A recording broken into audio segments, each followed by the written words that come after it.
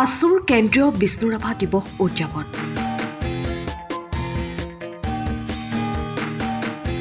চাৰি সহস্ৰাধিক ছাত্ৰ ছাত্ৰীয়ে পৰিৱেশন কৰে সমবেত সংগীত।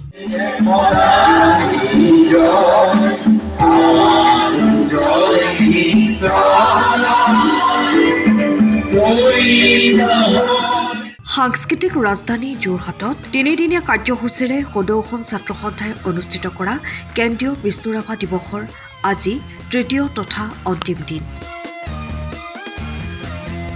সেই অনুসৰি উৎসৱমুখৰ পৰিৱেশ সৃষ্টি হয় যোৰহাট জিলা ক্ৰীড়া সন্থাৰ খেলপথাৰত।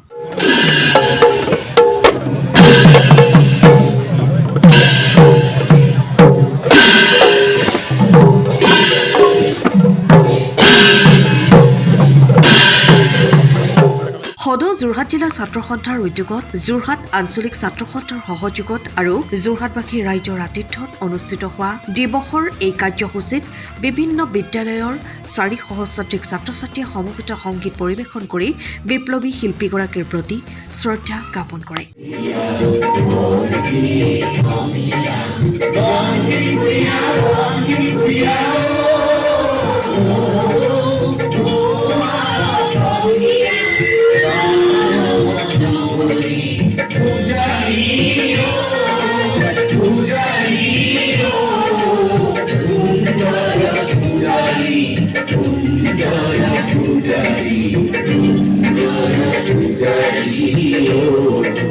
আজি কাৰ্যসূচীৰ তৃতীয় দিনা পুৱা পতাকা উত্তোলন, শ্বহীদ তৰ্পণ আৰু বিষ্ণুৰাভাৰ প্ৰতিমূৰ্তিত মাল্য অৰ্পণ কৰে ক্ৰমে উৎপল শৰ্মা, সমীৰণ ফুকনে। সহযোগত আৰু যোৰহাটবাসী ৰাইজৰ অভিভাৱকত্বত এইবেলি সদৌ অসম ছাত্ৰ সন্থাই যোৰহাট নগৰৰ মাজমজিয়াত সদৌ অসম ছাত্ৰ সন্থাৰ কেন্দ্ৰীয় বিষ্ণুৰাভা দিৱসটি পালন কৰিছোঁ। যোৰহাটবাসী ৰাইজে বুকুৰ উমেৰে সৈতে অনুষ্ঠানটোক জীপাল কৰিছে। পুৱাৰে পৰা আপোনালোকে দেখুৱাই আছে যে লোকে লোকাৰণ্য পৰিৱেশ, প্ৰায় 5 সহস্ৰাধিক লোকৰ ইয়াত সমাগম হৈছে আৰু সকলোৱে সৈনিক শিল্পীগৰাকীক শ্ৰদ্ধা নিবেদিবৰ কাৰণে আহি ইয়াত উপস্থিত হৈছেহি। আজিৰ এই পবিত্ৰ দিনটোত আমাৰ সেই একেই উপলব্ধি, বিষ্ণুপ্ৰসাদ ৰাভা এক বিপ্লৱী জীৱন প্ৰণালীৰ নাম। গতিকে তেখেতৰ দৰে হ'বলৈ চেষ্টাহে কৰিব পাৰি, কিন্তু তেখেতৰ দৰে হ'ব নোৱাৰি। তেখেত নিজে এক অনুষ্ঠান, এক শিল্প, এক আদৰ্শ আৰু এক সুতীব্ৰ ৰাজনৈতিক চেতনা। গতিকে তেখেতক ভাল পাবৰ কাৰণে অন্তৰত সাম্যবাদ থাকিলেই হ'ল। তেখেতক ভাল পাবৰ কাৰণে দুখীয়া, দৰিদ্ৰ, নিষ্পেষিত জনতাৰ হৈ কাম কৰাৰ এটা মানসিকতা থাকিলেই হ'ল। ৰাভাদেৱক ভাল পাবৰ কাৰণে কোনো বিশেষ ৰাজনৈতিক আদৰ্শৰে দীক্ষিত হোৱাৰ প্ৰয়োজন নাই। যিখিনি সময়ত আমি সাধাৰণ মানুহে অকণমান অৱকাশ পালেই দেখা পাওঁ যে নিজৰ পৰিয়ালৰ কাৰণে, নিজৰ কাৰণে মাটি সম্পত্তি গোটোৱাৰ এটা জোৱাৰ উঠে,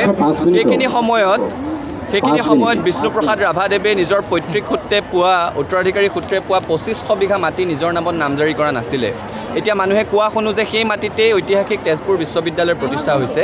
গতিকে আজিৰ এই পবিত্ৰ ক্ষণতে আমি অসম চৰকাৰক দাবী জনাব বিচাৰিছোঁ যে বিষ্ণুপ্ৰসাদ ৰাভাদেৱৰ জীৱন, আদৰ্শ, কৰ্মৰাজি সম্পৰ্কে বিস্তৃত অধ্যয়ন, পৰিকল্পনা, গৱেষণাৰ প্ৰয়োজন আছে আৰু সেইকাৰণে অসম চৰকাৰৰ উদ্যোগত কেন্দ্ৰীয় বিশ্ববিদ্যালয়, তেজপুৰ বিশ্ববিদ্যালয়ত কলাগুৰু বিষ্ণুৰাভাৰ নামত, সৈনিক শিল্পী বিষ্ণুৰাভাৰ নামত এখন আসন প্ৰতিষ্ঠা কৰিব লাগে আৰু অসম চৰকাৰে এই ক্ষেত্ৰত প্ৰয়োজনীয় সকলো পুঁজিৰ যোগান ধৰিব লাগে। সদৌ যোৰহাট জিলা ছাত্ৰ সন্থাৰ উদ্যোগত যোৰহাট আঞ্চলিক ছাত্ৰ সন্থাৰ সহযোগত আৰু যোৰহাটবাসী ৰাইজৰ অভিভাৱকত্বত যোৰহাটত 3দিনীয়া কাৰ্যসূচী অনুষ্ঠিত হোৱা সদৌ অসম ছাত্ৰ সন্থাৰ কেন্দ্ৰীয় ৰাভা দিৱসৰ আজি তৃতীয় তথা অন্তিমটো দিন। ইতিমধ্যে আজি তৃতীয় দিনৰ প্ৰথম কাৰ্যসূচী পতাকা উত্তোলন কাৰ্যসূচী সম্পন্ন হৈছে। ঠিক তাৰ সমান্তৰালভাৱে যি শ্বহীদ তৰ্পণ কাৰ্যসূচী সেয়া সম্পন্ন হৈ উঠিছে।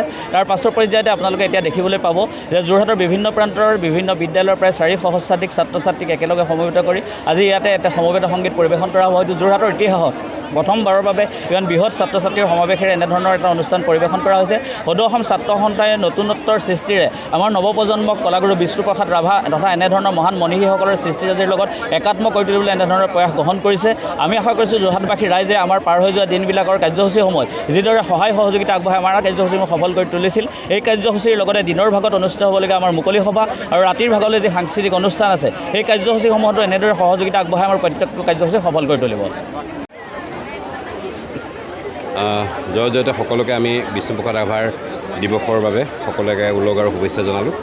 যিগৰাকী ব্যক্তিয়ে আমাক সমগ্ৰ অসমখনক একত্ৰ কৰিবৰ বাবে চেষ্টা কৰিছিলে, সেই চেষ্টা অব্যাহত ৰাখি সদৌ অসম ছাত্ৰ সন্থাই তেখেতৰ যাউতিযুগীয়া যি কৃষ্টি সৃষ্টিক নৱপ্ৰজন্মৰ মাজত আগুৱাই নিবৰ বাবে আজি যোৰহাটত যোৰহাট জিলা ছাত্ৰ সন্থাৰ উদ্যোগত আৰু যোৰহাট আঞ্চলিক ছাত্ৰ সন্থাৰ উদ্যোগত আৰু যোৰহাটবাসী ৰাইজৰ সহযোগত আমাৰ এই ক্ৰীড়াপথাৰত অনুষ্ঠিত কৰিছে। এইটো আমাৰ যোৰহাটবাসীৰ বাবে এটা গৌৰৱৰ কথা, যিহেতু যোৰহাটৰ এই সাংস্কৃতিক ৰাজধানীত এনে এটা অনুষ্ঠান হোৱাটো আমি সাংস্কৃতিবান প্ৰত্যেকজন ব্যক্তিয়ে আশা কৰিছিলোঁ। আৰু আজি প্ৰত্যেকখন বিদ্যালয়ৰ ইয়াত কোনো নিৰ্দিষ্ট অসমীয়া মাধ্যমৰ বিদ্যালয়, ইংলিছ মাধ্যমৰ বিদ্যালয় তেনেকুৱা কথা নাই, সকলো আগবাঢ়ি আহিছে আৰু সমস্তৰে তেখেতৰ যি সৃষ্টি সেই গীতেই ইয়াত পৰিৱেশন কৰা হ'ব। 4,000ৰ অধিক ছাত্ৰ ছাত্ৰী আহিছে আৰু আমি আশা কৰিছোঁ এই আশাৰ বতৰা লৈ যাব নৱপ্ৰজন্মৰ মাজত তেখেতৰ সৃষ্টি, তেখেতৰ কৃষ্টিক আগুৱাই নিব। তেতিয়াহে আমি এটা মানে অনুষ্ঠান আয়োজন কৰি এই আয়োজনটোক এটা সুন্দৰতাৰ দিশত লৈ যাব পাৰোঁ, যেতিয়া তেখেতৰ সৃষ্টিৰাজিক নৱপ্ৰজন্মৰ মাজলৈ লৈ যাব পাৰিম। প্ৰত্যেকখন বিদ্যালয় এইখিনি তেওঁলোকে হেৰি কৰিছে, আখৰা কৰিছে আৰু ভালৰ কথা। কোনো এখন বিদ্যালয়ত এনে মানে ভাষিক ছাত্ৰ ছাত্ৰী আছে যিসকলে অসমীয়া ক'বই নাজানে। অসমৰ বাহিৰৰ ছাত্ৰ ছাত্ৰীও আছে, অৰুণাচলৰ আছে, মণিপুৰৰ আছে। তেওঁলোকেও আহি পেলাই এই গীতৰ লগত অংশগ্ৰহণ কৰিব। এইটো সুন্দৰ বতৰা আৰু এই বতৰা সমগ্ৰ অসমৰ লগতে ভাৰতবৰ্ষৰ পৰা গৈ বিশ্ববাসীৰ আগত প্ৰতিষ্ঠা কৰিব আপোনালোকৰ মাধ্যমেৰে। আমি আশা কৰিছোঁ তেখেতৰ সৃষ্টি কৃষ্টি যি আছে, তেখেতে যি অনাবিল সুন্দৰ এটা ব্যৱস্থাৰে আমাৰ অসমখনক এক কৰি ৰাখিবলৈ যত্ন কৰিছিলে, সেই বাণী হাজাৰ হাজাৰ বছৰ এনেদৰে আগুৱাই গৈ থাকক। আপুনি ঘৰখনত জাপানীজ চৌকাত দৰ্জা, খিৰিকী, গ্ৰিল, গেট আদি লগাব বিচাৰে নেকি, যিবোৰ দীৰ্ঘদিন অটুট থাকিব? তেন্তে পলম নকৰিব, আমাৰ বিপণীলৈ আহক। যোৰহাটৰ একমাত্ৰ আমাৰ বিপণীত এনে উন্নত সামগ্ৰী উপলব্ধ। এই মেচিনটোৱে বেণ্ড কৰা হয়, দৰ্জা, চৌকাত আৰু উইণ্ডো বনোৱা হয়। বাকী আমাৰ গেনব্লাইজত হয় এইবিলাক। আমাৰ ঠিকনা শ্ৰীৰাম এলুমিনিয়াম চেণ্টাৰ, DCB তিনিআলি, তৰাজান, যোৰহাট 785006।